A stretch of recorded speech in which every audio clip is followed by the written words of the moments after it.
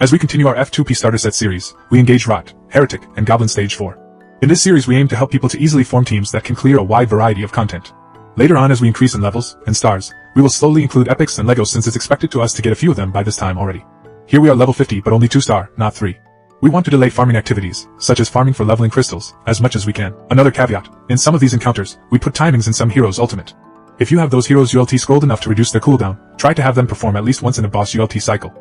Hey guys. Nizzy here. Before we continue, please consider clicking that like and sub button and all that YouTube jazz. In this vid, we have a FireandNecro team. Okay, first some disclaimers. Have you ever wondered why they chose Erich and Horus, both fire heroes, as free heroes? I think it's to make the fire roster as a viable playable element early in the first season. Because it turns out for fire to really shine, you need epics to work in conjunction with their rares. And since you don't have them yet at that time, Horus and Erich are there to pick up the slack. Having said that, let's get to the content. In Rot, we realize that you can't use positive runes without being 3 stars, but since we can take it on, we show it.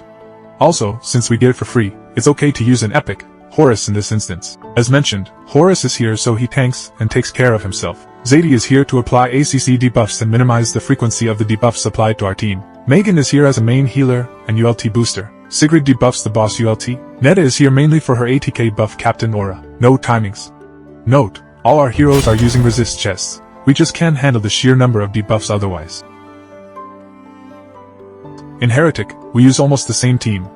But instead of Zadie we exchange her for Gloin. Gloin is here for control effects to prevent the phoenixes from empowering the Mama Phoenix. Megan is here for the same reason as Rot, as well as Netta. Horus is especially resilient here, even without resilience chest armor. You can also use Fritz here if you want. Sigrid is here again for ATK debuff, but at the same time she auto-targets debuffed enemies, which is useful since we have more than one target. Only timings to note here are your DPS should first shoot just right after the baby phoenixes are born.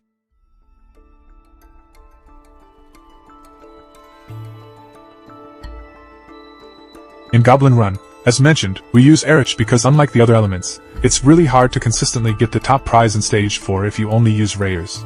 So Erich is here to compensate. Also we take advantage of the new burn mechanic, which is an AoE mechanic that relies on enlightenment. We now have new use for enlightenment gear in the early parts of the season. As we said, Erich is here for pure DMG, as well as the Traveler, fire element of course. Percival and Biggs are here for their burn mechanic. What might surprise you is our change in tanks. As we go up, the more damage these goblins do, and we need sturdier and sturdier tanks. Although we can still do without Horus, which you can use here BTW, we need someone more sturdier than Yamara. And Livia fills that need.